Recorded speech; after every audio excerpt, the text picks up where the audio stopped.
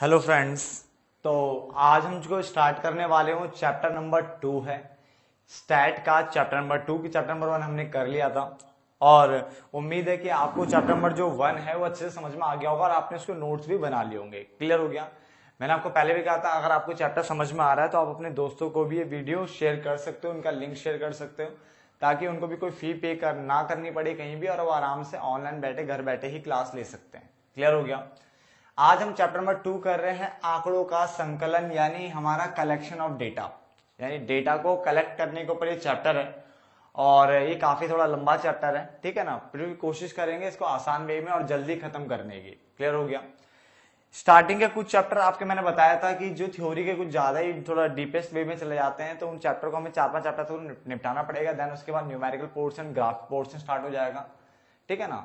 तो in chapter को फटाफट से निपटा देते हैं ताकि हम वहां पहुंच सके। क्लियर है? तो collection of data part number 1 सबसे पहला आता है कि डेटा होता क्या है। पहले यहां से स्टार्ट करते हैं। आंकड़े यानी डेटा होता क्या है, तो मैंने कहा वह जानकारी जिसे संख्याओं में व्यक्त किया जाता है उसे डेटा कहते हैं। देखो ये जो डेफिनेशन जो मैंने लिखी है ये स्टैट के अकॉर्डिंग लिखी है कि स्टैट में जो संख्यात्मक रूप होता है ना सिर्फ आप उसी को स्टडी करते हो, है ना? तो यहाँ पे जो बात बोली है वह जानकारी जिसे संख्याओं में व्यक्त किया जाता है उसे डेटा बोलते हैं स्टैट के अंदर। वैसे डेटा तो कुछ भी हो सकता है बट स्टैट में जो संख्याओं में व्यक्त होगी वही डेटा होगा। क्लियर हो गया? चल, जो समंक होते हैं, समंकों और आंकड़ों का संकलन यानी आंकड़ों का कलेक्शन जो है वो रिसर्च मतलब अनुसंधान का एक महत्वपूर्ण प्रथम चरण है। यानी अगर आपको रिसर्च करनी है तो आप सबसे पहला चरण क्या है कि आप डेटा को कलेक्ट करोगे। तो उसका मतलब ये जो चैप्टर है ना ये पहला प्रथम चरण होता है अनुसंधान का। ठीक है ना? और डेटा क्या होता है? वो जानकारी से संख्याओं में व्यक्त किया जा सकता है। ठीक है, उसे डेटा बोलते हैं। आगे जो डेटा होता है यानी जो आंकड़े हैं वो दो तरह के होते हैं, प्राथमिक आंकड़े और द्वितीयक आंकड़े। ठीक है ना? प्राइमरी डेटा और सेकेंडरी डेटा। क्लियर है? प्राइमरी डेटा और सेकेंडरी डेटा। तो प्राथमिक आंकड़े क्या हो? उसने बोला प्राथमिक आंकड़े वे आंकड़े होते हैं जिन्हें अनुसंधान करता यानी जो रिसर्च कर रहा है वो, ठीक है, अपने उद्देश्य के अनुसार पहली बार, क्या लिखा है? पहली बार यानी प्रथम बार आरंभ से अंत तक बिल्कुल नए सिरे से एकत्रित करता है। यानी ये वो आंकड़े हैं जिन्हें आप खुद से बिना पहले वो कहीं भी एकत्रित नहीं हुए, आप खुद से पहली बार उसे एकत्रित करोगे तो वो प्राथमिक आंकड़े होते हैं। वही लिखा है यहाँ पे कि प्राथमिक आंकड़े वे आंकड़े होते हैं जिन्हें अनुसंधान करता अपने उद्देश्य के अनुसार, यानी जो भी उसका ऑब्जेक्टिव होगा उसके अनुसार पहली बार आरंभ से अंत तक वो बिल्कुल नए सिरे से खुद से वो कलेक्ट करेगा, वो पहले से बेटा एकत्रित नहीं होते हैं। क्लियर है? जबकि द्वितीयक आंकड़े वे आंकड़े होते हैं जिन्हें अनुसंधान करता स्वयं एकत्रित नहीं करता, यानी खुद से इकट्ठे नहीं करता, खुद से कलेक्ट नहीं करता, अपितु वह किसी अन्य अनुसंधानकर्ता द्वारा, यानी किसी और ने पहले वो डेटा कलेक्ट किया होगा और बस ये उन जो संकलित आंकड़े होते हैं, जो कलेक्टेड आंकड़े होते हैं, उनका प्रयोग करता है। जैसे मान के चलो मैंने आपसे पूछा आपके गली में कितने डॉग्स हैं, या सॉरी गली बोला आपके एरिया में कितने डॉग्स हैं, तो आपने क्या करा, इसके लिए आप एमसीडी वाले के पास गए, एमसीडी के पास से सारा डेटा होता है, वहां से आपने पूछ लिया कि कितने डॉग्स इस एरिया में। तो इसका मतलब एमसीडी वालों ने पहले से एकत्रित कर लिया होगा, तो मतलब वो द्वितीयक आंकड़े हो गए जो कि पहले से बने हुए हैं, एकत्रित है, बस आपको यूज करना होता है, वो ये है। क्योंकि इसका किसी अन्य अनुसंधानकर्ता ने पहले ही इनको इकट्ठे कर लिया था, बस आप इनको क्या कर रहे हो, यूज कर रहे हो। जबकि यहाँ पे क्या है, आपको अगर मैं बोल दूं आपके यहाँ डॉग्स कितने, तो आप खुद से कलेक्ट कर रहे हो डॉग्स, मतलब काउंट कर रहे हो सारे डॉग्स को, तो खुद से अगर कोई काम कर रहे हो तो प्राथमिक आंकड़े हैं। समझ में आ गया? तो यहाँ पे खुद से आप शुरू से लेकर अंत तक आप खुद से करोगे। ठीक है? जो आंकड़े एकत्रित, और यहाँ पे क्या है, ये स्वयं एकत्रित नहीं करता, ये तो किसी और ने ऑलरेडी एकत्रित करके रखे होते हैं, आप बस उनका यूज करते हो। क्लियर हो गया? नोट डाउन करो बच्चा फटाफट से। ठीक है? हमें स्टैट की टांग तोड़नी कैसे भी करके, स्टैट को आसान बनाना है और जल्दी याद होने लायक इसको बनाना पड़ेगा बेटा। तो अब आगे बढ़ते हैं। हमारे पास जो है वो है प्राथमिक आंकड़ों और द्वितीयक जो आंकड़े होते हैं उनके बीच में अंतर क्या है। ठीक है ना? तो काफी अच्छा अंतर है, जिसको पढ़ लेते हैं, इसके बाद हमें क्लियर हो जाएगा ये है क्या चीज एक्चुअल में।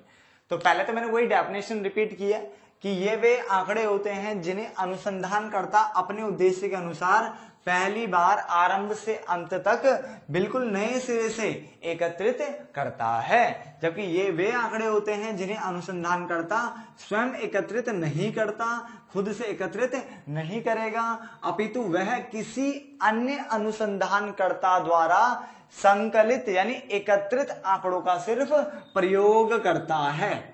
यानी कोई और इकट्ठा कर चुका है, ये बस उसका प्रयोग करेगा। ठीक है ना।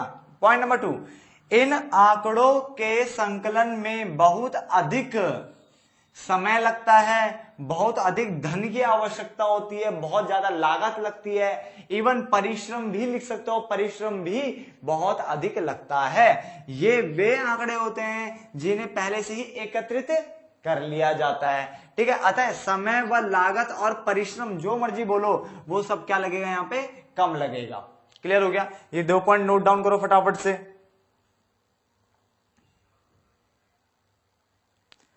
फिर नोट डाउन करो।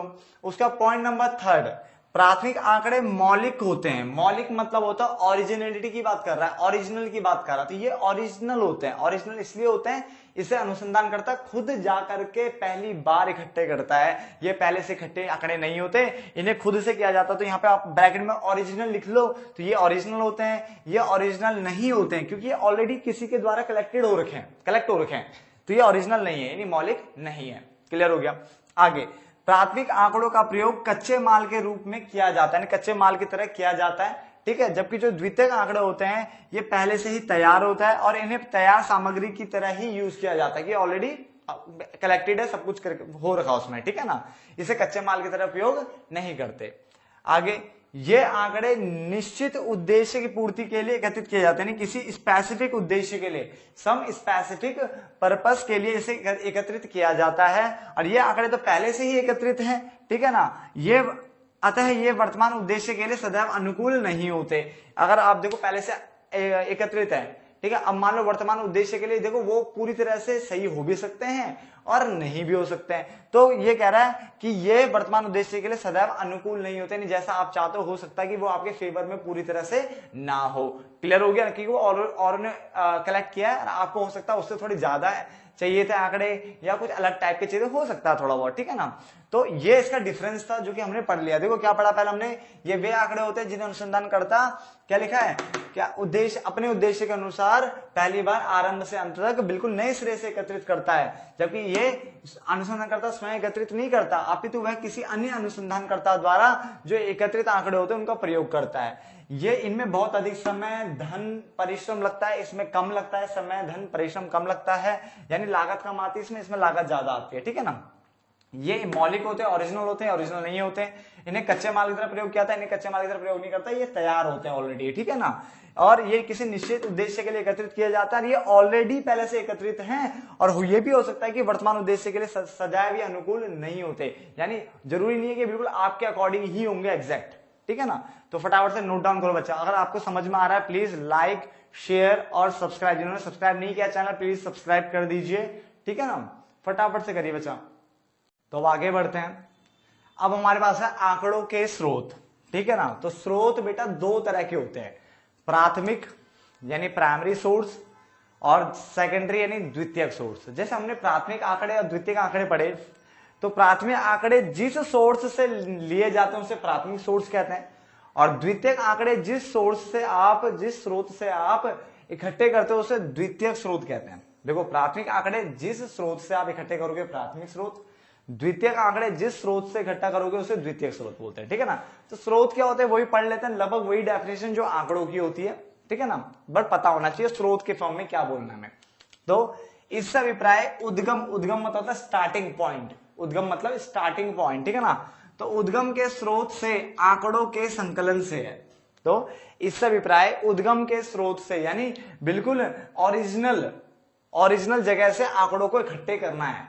इसका मतलब क्या है कि बिल्कुल ओरिजिनल जगह से आंकड़ों को इकट्ठा करना है। यह सांख्यिकी अध्ययन से संबंधित सीधी तथा प्रत्यक्ष मात्रात्मक सूचना प्रदान करता है, और ये आप जो अध्ययन करने जा रहे हो उससे रिलेटेड बिल्कुल सीधा डायरेक्ट और बिल्कुल प्रत्यक्ष मात्रात्मक सूचनाएं देगा, कि गुणात्मक तो हम बात करते ही नहीं है स्टैट में।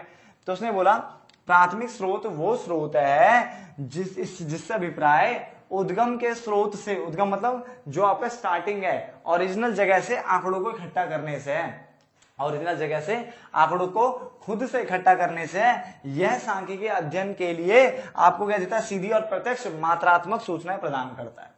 जबकि जो द्वितीयक होता है इससे अभिप्राय किसी उस एजेंसी या संस्था, कोई ऐसी एजेंसी या संस्था से आंकड़ों के संकलन से है। यानी यहाँ पे आप खुद तो करते नहीं थे, तो आप दूसरों से करते थे। तो यहाँ पे क्या बोला ना, इससे अभिप्राय किसी उस एजेंसी या संस्था से या संस्था के द्वारा आंकड़ों के संकलन से है, संस्था के द्वारा आंकड़ों के संकलन से है, जिसने पहले ही सांख्यिकी सर्वेक्षण के द्वारा, यानी पहले ही इन चीजों को यूज सांख्यिकी सर्वेक्षण किया होगा और उसके द्वारा आंकड़े एकत्रित किए हुए हैं।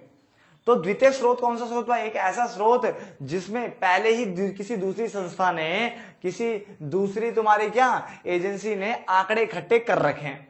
संकलन मतलब एकत्रित करना, है ना, जिसने पहले ही किसी सांख्यिकी सर्वेक्षण किया होगा ना। मान लो उनको पहले किसी टाइम पे कुत्तों को गिनना था उन्होंने, तो उन्हें गिन के रखे हुए हैं भाई साहब, ठीक है। अब वहां से अगर आप डेटा उठाते हो तो उसको कहते हैं द्वितीय स्रोत, जहां से जो दूसरा सोर्स यहां से आपने लिया, है ना। और जो चीज आप लेते हो उसे बोलते हैं द्वितीय आंकड़े, समझ में आ गया। वहां से जो उठाओगे वो आंकड़े, और जहां से उठा रहे हो द्वितीय स्रोत। अब वो तो ऑलरेडी इकट्ठा हो रखे हैं ना, इसलिए उसको बड़ा बोला द्वितीय स्रोत बोला है, ठीक है ना। यह सांख्यिकी अध्ययन से संबंधित सीधी तथा प्रत्यक्ष सूचनाएं प्रदान नहीं करता, ठीक है ना। कौन सी सूचना है भाई, मात्रात्मक सूचनाएं प्रदान नहीं करता। तो दोनों चीज समझ में आ गई। प्राथमिक जो हमारा स्रोत है उससे आप प्राथमिक आंकड़े इकट्ठा करते हो, और इसमें आप खुद से जाकर के आंकड़े इकट्ठा करते हो बेटा। उद्गम के स्रोत से आंकड़ों को इकट्ठा करने से है, और आपको सीधा और प्रत्यक्ष मात्रात्मक सूचना प्रदान करेगा। यहां पे मैंने क्या बोला, यहां मैंने बोला कि इससे अभिप्राय किसी अन्य कोई दूसरी जो है एजेंसी या संस्था के द्वारा इकट्ठे किए गए उन आंकड़ों से है जिन्हें उसने खुद ही सांख्यिकी सर्वेक्षण के द्वारा कि जब भी जो भी काम वाम हुआ होगा उस टाइम पे एकत्र कर लिए। अब आप जाकर के उसको यूज कर रहे हो, तो जहां से आप निकाल रहे हो वो द्वितीय स्रोत, जो चीज निकाल रहे हो वो द्वितीय आंकड़े, ठीक है ना। और ये आपको सीधा या प्रत्यक्ष सूचना प्रदान नहीं करता है। क्लियर, चलो, है ना। वैसे अगर खुद से पढ़ा जाए तो हिंदी भी हमें कठिन लगती है, ठीक है। सुन के पढ़ो तो हिंदी भी आसान लगती है। और मुझे पूरा भरोसा आपको कि अब जो है, जैसे पहला चैप्टर आपका कंप्लीट हो गया, ये दूसरा चैप्टर चल रहा है, धीरे धीरे हम बढ़ते बढ़ते फटाफट से 9 चैप्टर कंप्लीट करने हैं, क्योंकि टर्म 1 में शायद 9 चैप्टर आ रहे हैं। इसमें एक बेसिक चीज बता दूं कि मैंने बताया था, जैसे टी अर्जुन की जो बुक होती है उसके हिसाब से जो आपका क्या कहते हैं से इंडेक्स हो सकता है, अलग हो सकता है, ठीक है। संदीप गर्ग के हिसाब से जो स्टैट हो सकता है, वो जो बुक हो सकती है वो अलग हो सकती है। इंडेक्स सॉरी, बुक तो सेम ही होती है, इंडेक्स अलग हो सकता है, ठीक है। तुम्हारा मंगला जो बुक है उसके हिसाब से हो सकता है कि इंडेक्स अलग हो, एनसीईआरटी के हिसाब से इंडेक्स अलग हो। तो इंडेक्स के पॉइंट ऑफ व्यू से मत देखना, मैं सारे चैप्टर कराऊंगा। ये भी देखो क्या होता है, कई बार क्या होता है, कुछ बुकें चैप्टर को मर्ज करके चलती है, तो एक ही के अंदर जैसे मान लो मैं जहां पे सैंपलिंग पढ़ाऊंगा, तो वो मेरा जो है ना सैंपलिंग बोल रहा हूं, सेंसस और सैंपलिंग पढ़ाऊंगा, तो मेरा जो है वो 3rd चैप्टर होगा। बट बहुत सारी बुकों में वो 2nd चैप्टर में ही है। तो अब ये मत सोचना कि मैं नहीं करा रहा हूं, मैं कराऊंगा, बट बेटा पूरा एक प्रॉपर मैं टी अर्जुन का कॉन्सेप्ट लेके चल रहा हूँ। टी अर्जुन का जो इंडेक्स है उसके अकॉर्डिंग मैं आपको कोर्स कराने वाला हूँ। क्लियर हो गया, तो कोर्स पूरा रहेगा, ये मत सोचना मैंने कुछ छोड़ दिया, पूरा कोर्स होगा। पहले आप 9 के 9 चैप्टर कर लो, फिर देख लेना कुछ छूटा हो तो मुझे कमेंट बॉक्स में लिख देना और बोलो, ठीक है ना। चलो आगे, प्राथमिक आंकड़ों के संकलन की विधियां। अब पहले प्राथमिक आंकड़ों को पढ़ लेते हैं, फिर द्वितीयक पढ़ने हमें, ठीक है। तो प्राथमिक आंकड़ों के संकलन मतलब एकत्र करने की विधियां क्या है, एकत्रित करने की विधियां क्या है। तो पहला, प्रत्यक्ष व्यक्तिगत अनुसंधान। बेटा ये डायरेक्ट, ठीक है, ये पर्सनल इंटरव्यू लोगे आप यहां पे जाकर के, तो ये प्रत्यक्ष व्यक्तिगत हो गया। दूसरा, अप्रत्यक्ष मौखिक अनुसंधान, इनडायरेक्ट ओरल कम्युनिकेशन, यहाँ पे इंटरव्यू लेना आपने, ठीक है ना। तो प्रत्यक्ष हो गया और दूसरा अप्रत्यक्ष हो गया, सॉरी है हिल गया सर। तो प्रत्यक्ष हो गया आपका और दूसरा क्या हो गया, अप्रत्यक्ष हो गया। क्लियर हो गया। तीसरा जो है स्थानीय स्रोतों संवाददाताओं द्वारा सूचना प्राप्ति, ये आपका तीसरा है। चौथा है प्रश्नावली के माध्यम से सूचना या तथ्यों का संग्रह, तथ्य संग्रह भी बोलते हैं। अब प्रश्नावली के अंदर बेटा वैसे 2 आते हैं, एक आपका मेलिंग मेथड आता है, ठीक है, और एक आपका ये वाला आता है गणकों के माध्यम से सूचना संग्रह। तो हम क्या करेंगे, मैंने इसको 2 पार्ट्स में अलग अलग तोड़ दिया।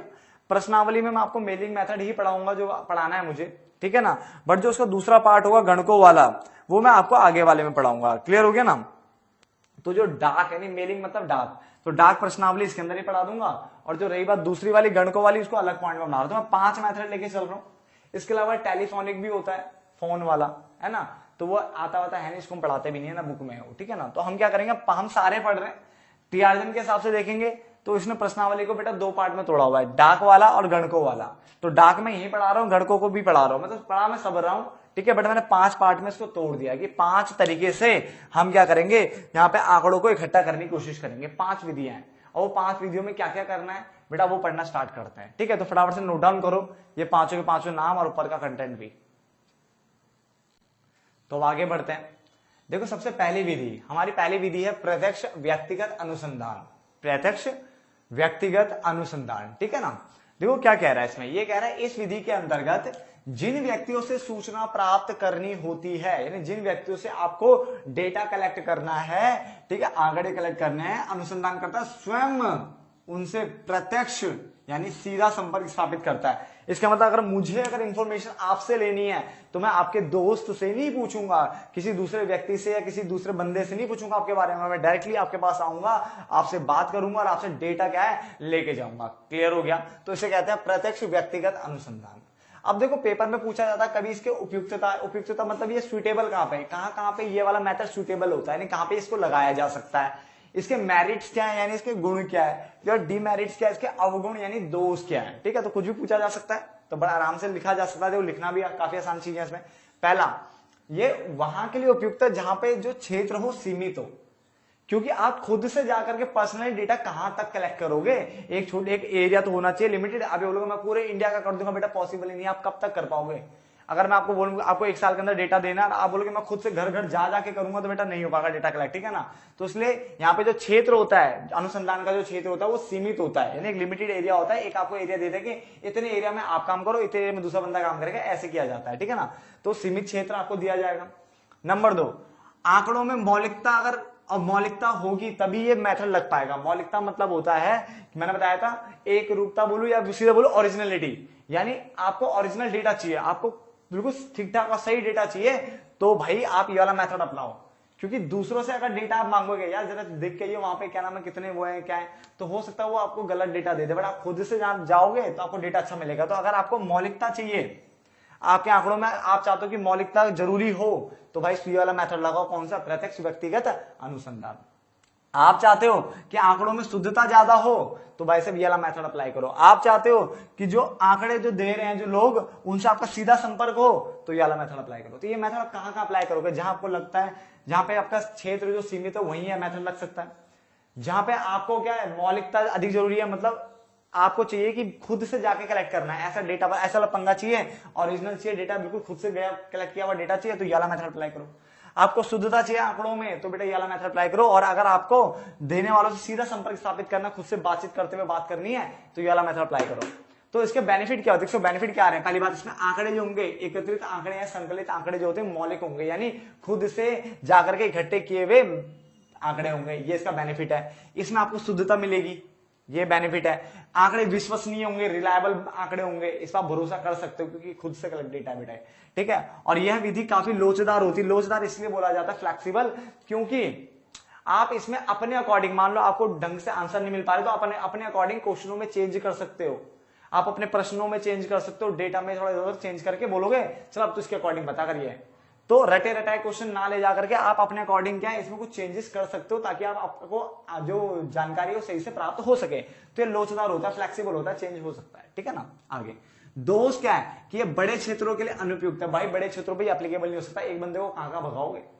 नंबर 2, ये अधिक खर्चीली है, इसमें अधिक समय लगता है। अधिक खर्चीली क्यों? खुद से जा जाके करोगे तो भाई साहब टाइम भी लगेगा और खर्चा भी ज्यादा आएगा, ठीक है। तो इसलिए बोला जाता है ये अधिक खर्चीली है और क्या है, अधिक समय लगने वाला मेथड है। आगे इसमें व्यक्तिगत पक्षपात की संभावना होती है, हो सकता है कि इसमें व्यक्तिगत पक्षपात हो, आप खुद इसमें व्यक्तिगत पक्षपात कर सकते हो। कैसे? जैसे मान लो आपको डेटा इकट्ठा करने के लिए बोला, मैं आपके अकॉर्डिंग लेके चलता हूँ एग्जाम, पता कि जल्दी समझ में आ जाए, ठीक है ना।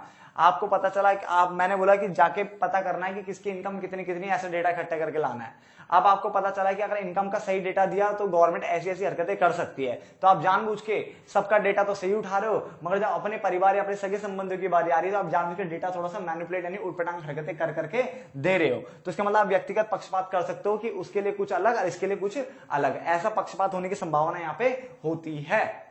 क्लियर हो गया? आगे यहाँ पे प्रशिक्षित व्यक्ति चाहिए, यानी इसका मतलब जो डेटा जो कलेक्ट कर रहे हो, अगर आप जा रहे हो तो भाई साहब आपको नॉलेज भी तो होनी चाहिए, आप क्या क्यों कलेक्ट कर रहे हो, कैसे करना है, कोई तरीका वरीका भी तो होना चाहिए ना, ठीक है। ऐसे मुंह उठा के थोड़े ना चलना, तो यहाँ पे थोड़ा नॉलेज भी होनी चाहिए, तो प्रशिक्षित व्यक्ति की जरूरत होती है। अगर वो नहीं है तो भाई साहब फिर तो दोष आ जाएगा, ठीक है ना। तो आंकड़े आपके गलत हो सकते हैं, तो वो दोष का कारण बन जाएगा। तो बेटा देखो ये थे आपके उपयुक्तता, गुण और दोष। मैं इसी तरह से आपके लगभग सारे मेथड कराऊंगा ताकि आपको एक ही जगह पे याद हो जाए। अगर मैं एक बार उपयुक्तता समझाऊंगा, फिर गुण समझाऊंगा, फिर ये, तो बेटा उसमें टाइम भी ज्यादा लगेगा और आपको चैप्टर और बड़ा लगेगा, फिर आप बोलोगे मैं नहीं पढ़ रहा या मैं नहीं पढ़ रही। तो सबसे बेस्ट तरीका ये है, ठीक है। इसको आराम से आप लिख भी सकते हो, कितना अच्छे अच्छे पॉइंट्स लिखे हुए सामने सामने, है ना, छोटे छोटे और बिल्कुल सामने, बिल्कुल समझ में आ जाए ऐसे पॉइंट्स है कि इसमें क्या गुण हो सकते हैं, क्या दोष हो सकता है, ये कहाँ कहाँ सुटेबल हो सकता है। तो ये पहला मेथड आपका खत्म होता है। अब बात करेंगे मेथड नंबर 2 की, बट वो बात करेंगे पार्ट नंबर 2 में। ये पार्ट नंबर 1 था, पार्ट नंबर 2 बनाऊंगा थोड़ा टाइम बाद, ठीक है ना। पार्ट नंबर 2 में आपको बाकी मेथड्स मिलेंगे, ठीक है ना। तब तक के लिए धन्यवाद दोस्तों, और बार बार मैं ये बोलूंगा अपने दोस्तों को प्लीज वीडियो को शेयर करो, ठीक है ना। आप भी लाइक करो, और अगर सब्सक्राइब नहीं किया तो प्लीज कर दीजिए, ठीक है। ये आपके लिए मेहनत हो रही है दोस्तों, ठीक है ना। तो फटाफट से इसे नोट डाउन कर लेना, और मिलते हैं पार्ट नंबर 2 में। तब तक के लिए धन्यवाद दोस्तों।